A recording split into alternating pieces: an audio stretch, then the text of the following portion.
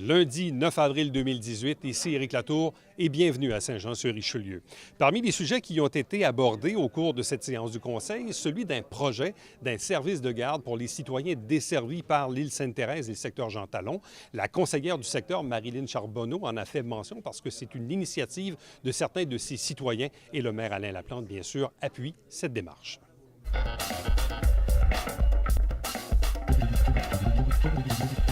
Aujourd'hui, on va débuter avec Mme Marilyn Charbonneau et on va tourner vers la droite.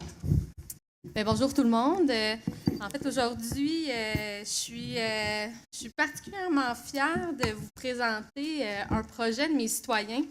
Certains d'entre vous ont pu prendre connaissance, les citoyens de l'île Sainte-Thérèse et aussi du coin Talon se sont mobilisés pour obtenir un service de garde en milieu scolaire plus près de leur résidence, parce que pour mettre en contexte, les gens qui sont sur l'île Sainte-Thérèse et dans le coin Fleur-de-Lys, Talon, etc., vont à l'école dans le Vieux-Saint-Jean, soit à l'école de Notre-Dame du Sacré-Cœur ou J.Amédée Bélanger, qui soit, dit en passant, de très bonnes écoles.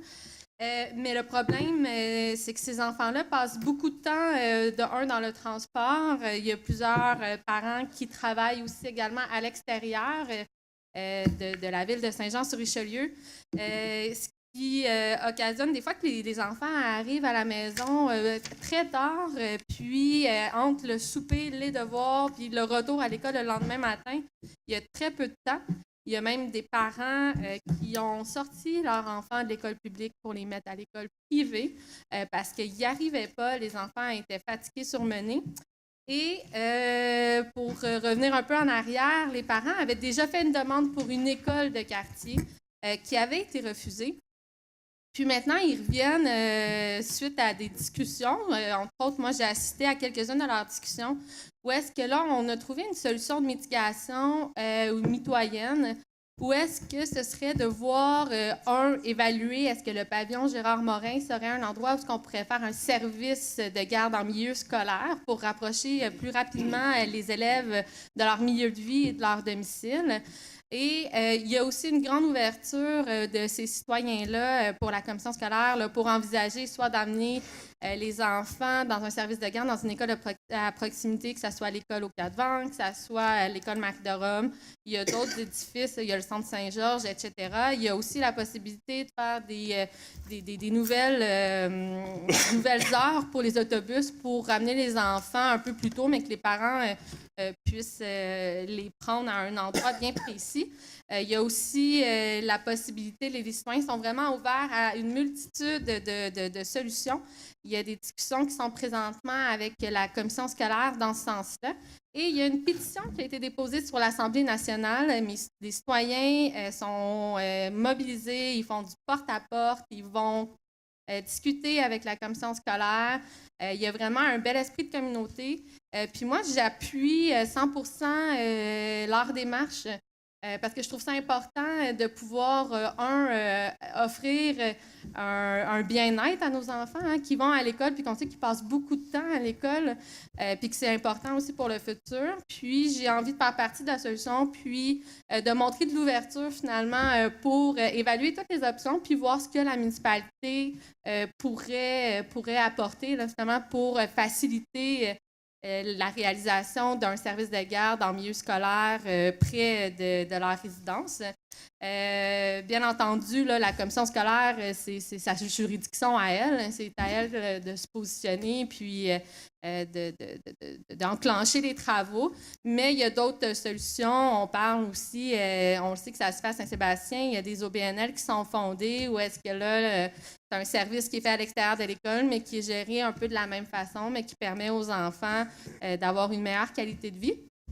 Alors, je voulais vous partager ça parce que j'aimerais que vous sensibilisez à la pétition puis vous peut-être encourager d'aller la signer. C'est sur le site de l'Assemblée nationale ou sinon sur la page Facebook de conseillère à mon nom, Marilyn Charbonneau.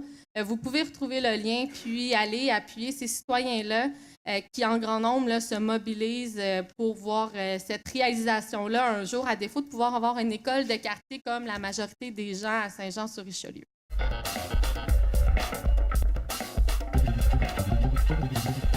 Monsieur Michel Gendron. Merci, M. le maire. Alors, bonsoir tout le monde.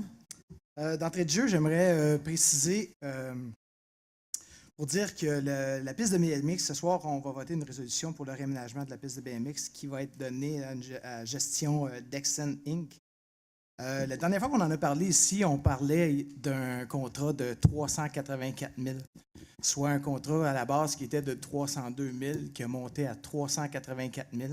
Il faut comprendre, pour le réaménagement de la piste de BMX, il n'y a pas grand monde qui sont adaptés pour pouvoir faire ça comme travail.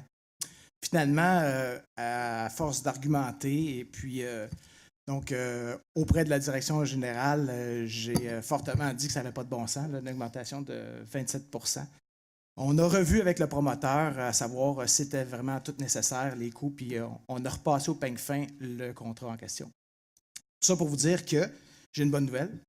Donc, on va avoir un contrat, mais de 334 000 au lieu de 384 000.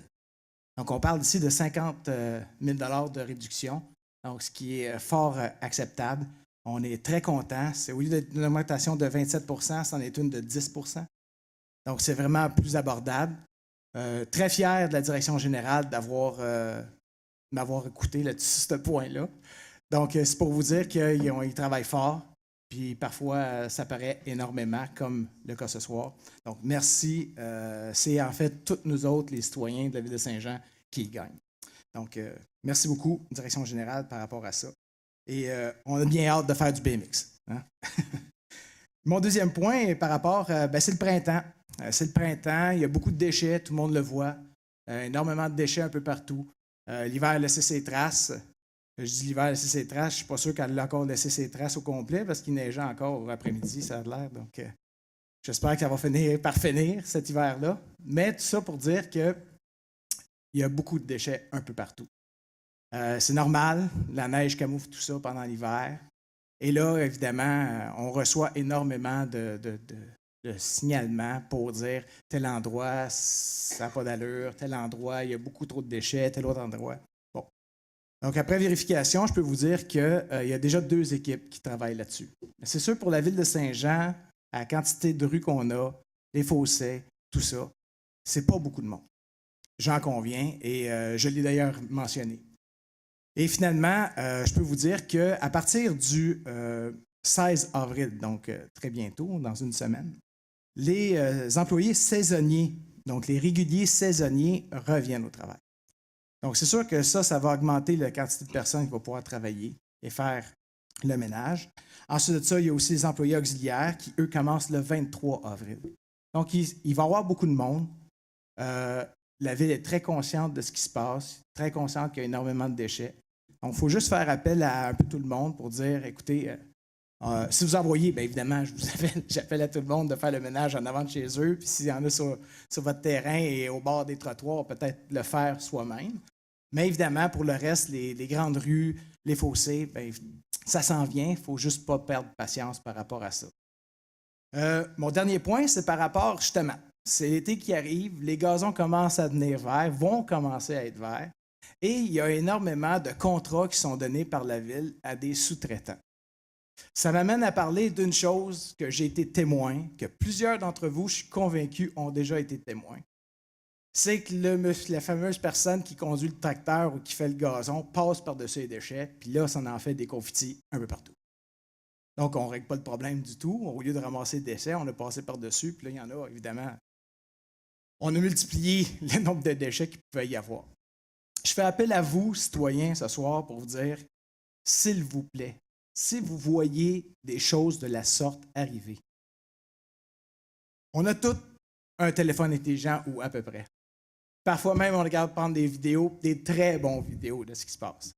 La personne, quand il passe avec son tracteur, s'il a décidé de passer par-dessus il va passer par-dessus tous les déchets. Fait que ça va être facile pour vous, peut-être prendre des photos, peut-être prendre des vidéos et de nous les envoyer.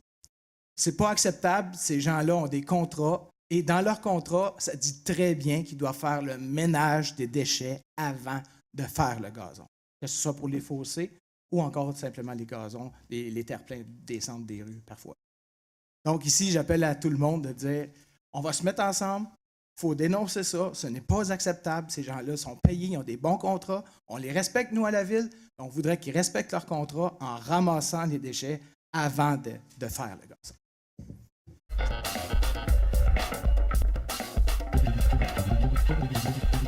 Monsieur Yvan Berthelot. Oui, Monsieur le maire, ce soir, je voudrais vous entretenir sur l'autoroute 35. J'accueille positivement la nouvelle disant que le dossier de 35 progresse d'un cran. Il ne faut pas oublier que le dossier de l'autoroute 35, c'est un dossier qui date du début des années 60. Bientôt, on va souligner le 60e anniversaire du projet. Alors, c'est peu dire. Mais surtout, je pense que l'autoroute 35, en 2001, on avait fondé un comité, on a réussi à partir de l'autoroute. Mais je pense qu'il faudrait mettre encore plus de pression. Lorsqu'on voit des villes comme Québec qui demandent des projets de pas moins de 8 milliards au gouvernement, dont nous allons payer tous ensemble comme citoyens canadiens et québécois. Lorsqu'on regarde Montréal, on ne compte plus les projets qu'ils demandent également. Je pense qu'il faudrait, le gouvernement, je pense, avait prévu ça d'ici la fin du mandat. Lorsque je vois qu'il y a une coalition pour l'autoroute 30 qui passe une belle page de publicité dans notre hebdomadaire local, je me dis, il me semble qu'on passe à côté de quelque chose. Je pense que nous aussi, je regarde ici, ils sont 59 partenaires. Il y a beaucoup de gens du public, mais il y en a aussi du privé qui ont formé une coalition pour l'autoroute 30. Je pense qu'on sait que le parachèvement de l'autoroute 35, c'est un projet de développement économique important pour la ville de Saint-Jean-sur-Richelieu. On parle d'un corridor Montréal-Boston. Lorsqu'on parle d'un corridor économique, on parle d'un corridor d'électrification des transports. Alors, je pense qu'il serait important que la ville de Saint-Jean-sur-Richelieu reprenne un certain leadership, même si je sais que la partie autoritaire sur notre territoire est faite. Je pense qu'il faut donner la main à tous les maires, les intervenants politiques, économiques de toute la région du corridor qui va jusqu'à la frontière américaine pour faire pression au niveau du gouvernement pour que, effectivement, l'autoroute 35 soit parachevée. Il reste que quelques kilomètres à faire. On a eu des reportages l'an passé où on disait que c'était carrément une piste cyclable de luxe parce que ça arrêtait dans un cul-de-sac. Puis on l'a ouvert, on comprend, mais ça arrête encore d'une certaine façon dans un cul-de-sac. Alors, je pense, Monsieur le maire, j'aimerais qu'on forme un comité et qu'on tende la main à tous les intervenants du milieu pour commencer à faire des pressions pour que le parachèvement de l'autoroute 35 soit un projet de développement économique prioritaire, majeur pour l'avenir de Saint-Jean-sur-Richelieu.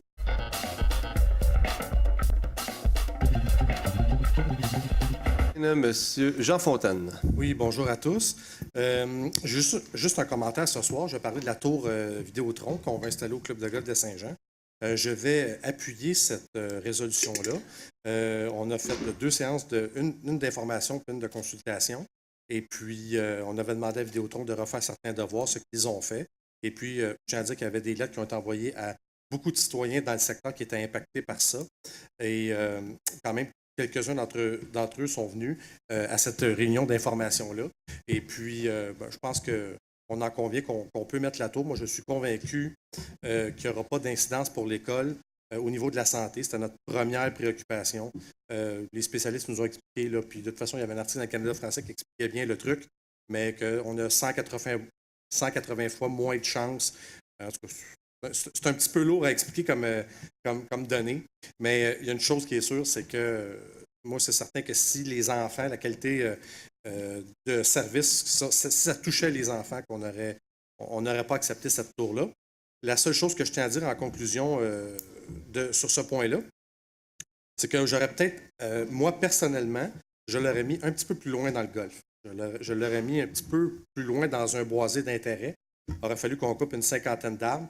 Comme ça, à mon avis personnel, ça aurait été un petit peu plus loin dans le bois. On l'aurait peut-être moins vu du quartier et ça aurait été plus loin de l'école. Mais c'était une position qui était nettement minoritaire autour de la table du conseil. Alors, je me suis rallié à la décision du conseil de laisser la tour à l'endroit où elle est proposée. Mais je suis convaincu que la sécurité des enfants va être préservée. Puis, c'est un besoin, je vous dirais, qui est très important dans le quartier. Moi, je pense que si peu de citoyens se sont présentés aux assemblées, c'est qu'on a tous le même problème à Saint-Eugène. Nos téléphones intelligents, nos cellulaires sont à la traîne par rapport aux autres quartiers, puis on a besoin de cette tour-là. Voilà, on aurait même mieux s'en passer, mais on n'a pas le choix. Il faut faire avec, comme on dit.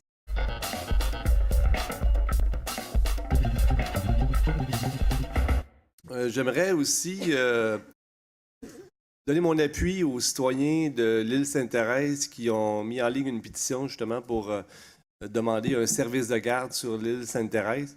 Donc, ce qu'il faut comprendre, c'est qu'on a tout un quartier de notre municipalité où les écoles sont pleines et puis tout le quartier, finalement, sont déportés dans le centre-ville, ce qui occasionne des déplacements en autobus matin et soir, aller-retour pour les parents, évidemment.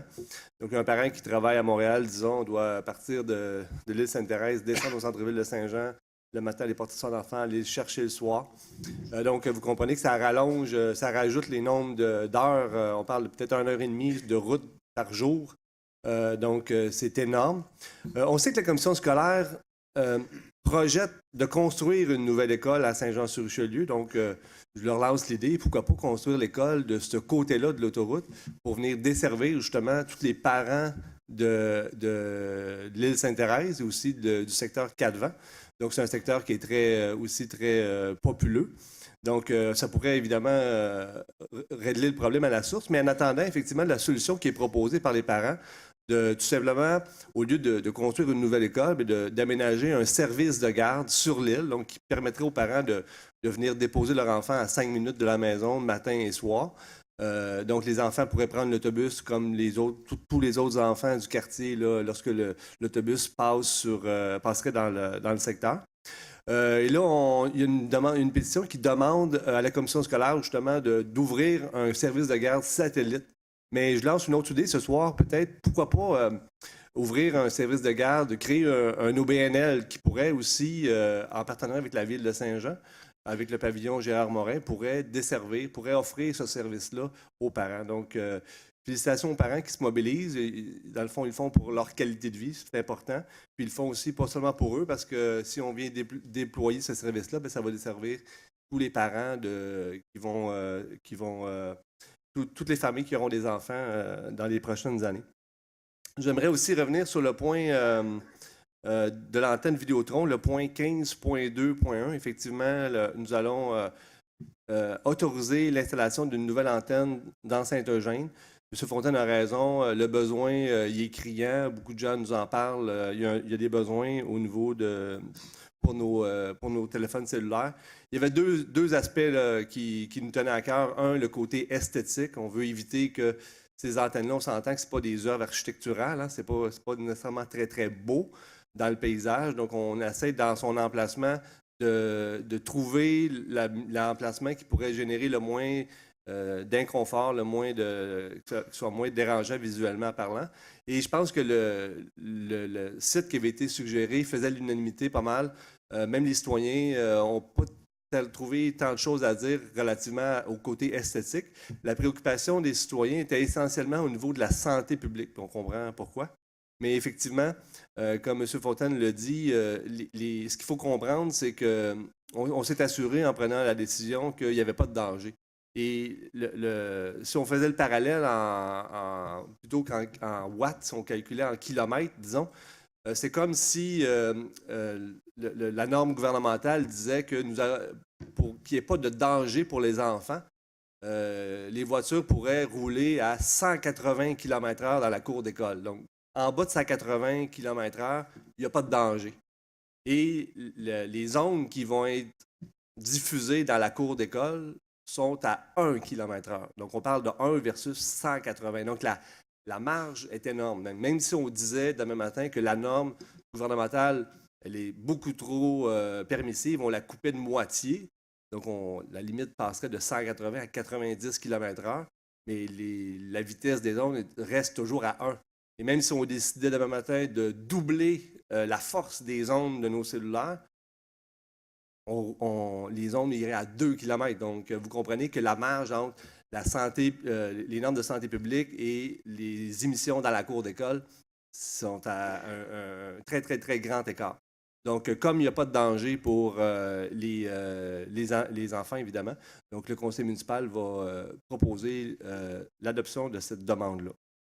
Et dernier point, au point 16.1 de notre ordre du jour, un point important, nous allons voter une nouvelle tarification pour les personnes handicapées et leurs accompagnateurs. Donc, lorsqu'une personne qui bénéficie du transport adapté à Saint-Jean-sur-Richelieu a besoin de sortir de la municipalité pour aller à un service de soins de santé, donc actuellement, la tarification, elle est assez importante. Et pour lui et aussi pour son accompagnateur. Donc, ce que la municipalité prend comme décision aujourd'hui, puis c'est une très, très, très bonne nouvelle pour les bénéficiaires, les utilisateurs du transport adapté, c'est qu'on vient ajuster leur tarification aux tarifications normales de transport interurbain. Donc, au lieu de parler d'à peu près 25 par personne pour la personne et son accompagnateur, on parle d'un montant de 10 Donc, vous comprenez que c'est une économie substantielle pour les usagers. Donc, c'est une très, très, très bonne nouvelle. Et c'était mon dernier point. Donc, nous pouvons passer au point suivant, qui est le retour sur la période de questions de la dernière séance et des dernières séances. Quelques petits points. Premièrement, monsieur, une séance du 22 janvier, M. Florent était venu nous proposer de voter une résolution relativement à la ligne des Hautes-Eaux. Donc, je ne sais pas si c'est une bonne nouvelle. Donc, ce soir, au point 15.7, nous allons adopter une résolution en ce sens-là. M. Florent, ce n'est pas exactement, M. Langlois également, donc ce n'est pas exactement votre proposition, mais vous serez en mesure d'entendre la dite résolution. Mme Marcoux en fera lecture. À la séance du 19 février dernier, M. Raymond Boucher nous avait demandé de présenter le budget de l'aéroport. Donc, je vous avais dit à la dernière réunion que nous venions tout juste de recevoir les chiffres, les entrées, les revenus, les dépenses liées à l'aéroport.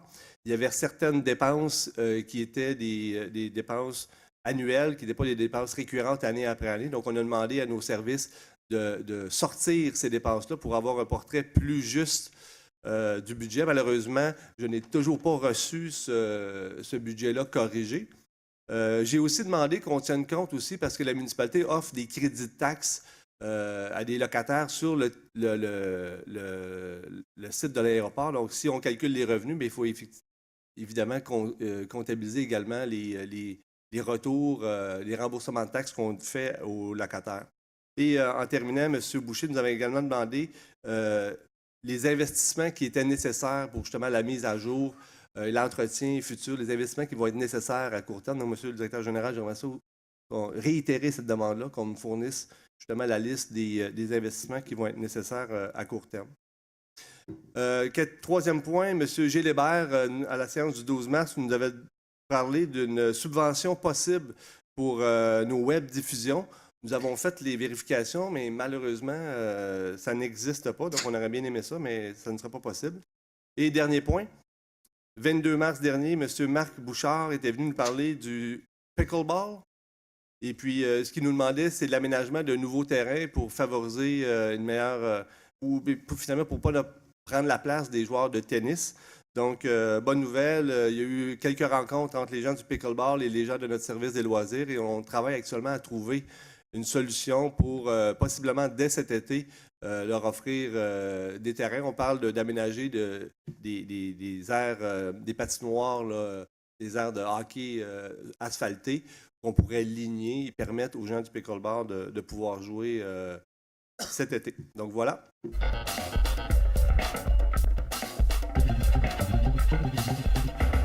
Bonsoir à tous. Au mois d'août dernier, avec ces deux graphiques qu'on vous avait montrés, tout le monde avait compris que la ligne des Hautes-Eaux naturelles à 96 pieds 3, c'était une erreur. Vous étiez tous d'accord avec la résolution de M. Larivière que je vous ai donnée sur votre bureau. Même M. Feyteau était d'accord avec cette résolution-là. Mais il ne voulait pas aller au ministère de l'Environnement seulement qu'avec deux graphiques. Il nous a demandé d'attendre le rapport de M. Dupuis. Même M. Bessette s'est joint à M. Feyteau pour nous demander d'attendre le rapport de M. Dupuis. Et lorsqu'il sera déposé, qu'il redemandera la résolution. En novembre, M. Laplante m'a demandé de ne pas lui poser de questions sur la plaine nodale pour ses premières assemblées. J'ai laissé M. Florent le faire plus tard. Le mois dernier, en réponse à M. Florent, il dit, être en attente d'une réponse des avocats de la Ville pour être certain qu'il n'y aurait pas d'impact au niveau financier et juridique pour Saint-Jean. Je trouve que c'est une erreur, pas une erreur, mais je trouve que c'est une grande injustice pour nous autres. Si aujourd'hui l'erreur de 96 pieds 3 fait partie de la loi 28, c'est parce que nos élus ont préféré défendre les intérêts de Québec plutôt que les intérêts de leurs citoyens. Si vous avez été élu, c'est parce que les citoyens vous ont fait confiance et ils ont cru que vous étiez pour défendre leurs intérêts. Quand vous avez choisi de défendre les intérêts de Québec, vous êtes-vous demandé de l'impact au niveau juridique pour vos citoyens? Quand vous avez demandé, vous êtes-vous demandé de l'impact financier pour vos citoyens qui doivent payer un loyer pour un terrain qui leur appartient? Quand vous avez décidé de défendre les intérêts de Québec, vous êtes-vous demandé de l'impact financier pour les citoyens qui sont obligés de racheter leur propre terrain qui veulent avoir un titre clair? Pourquoi aujourd'hui vos citoyens devraient-ils payer pour votre erreur? Est-ce que vous manquez de courage? Monsieur Bessette, est-ce que vous êtes un homme de parole? Le rapport de M. Dupuis a été déposé. Monsieur Langlois, les questions doivent s'être adressées à moi. Bien, je vous demande de demander à M. Bessette si c'est un gars de parole, parce que le rapport de M. Dupuis a été déposé. Oui. Et il devait redemander la résolution proposée par M. Larivière et secondée par lui. Comme je vous ai dit là, au point 4, retour de la période des questions précédentes, je vous ai annoncé que ce soir, au point 15.7, nous allons adopter cette fameuse résolution-là, ce soir. Mais vous avez dit que ça ne correspondait pas à notre résolution. Je dis que c'était pas elle n'était pas mot à mot telle que votre résolution. Nous l'avons adaptée justement en fonction, suite aux recommandations de notre service d'urbanisme et notre service juridique. On a réécrit une résolution que Mme Marcoux va en faire lecture tantôt. Est-ce que vous reconnaissez que la ligne des Hautes-Eaux du gouvernement 96.3, c'est une erreur?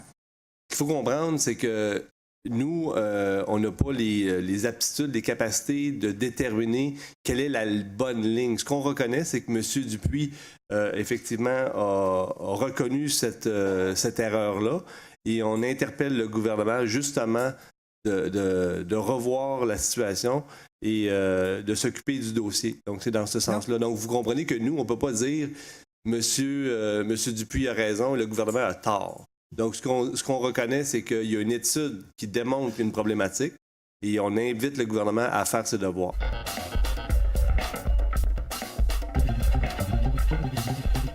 Merci d'avoir été là. On se fixe rendez-vous la semaine prochaine. On va vous présenter de nouveaux extraits de la prochaine séance du Conseil qui est prévue pour le lundi 23 avril. Et puis nous, dans les 2 semaines qui vont suivre, on va vous présenter bien sûr un résumé de ces travaux. Entre-temps, si vous désirez nous écrire, faites-le par courriel à Éric Latour en un mot à commercial.tvhr9.com.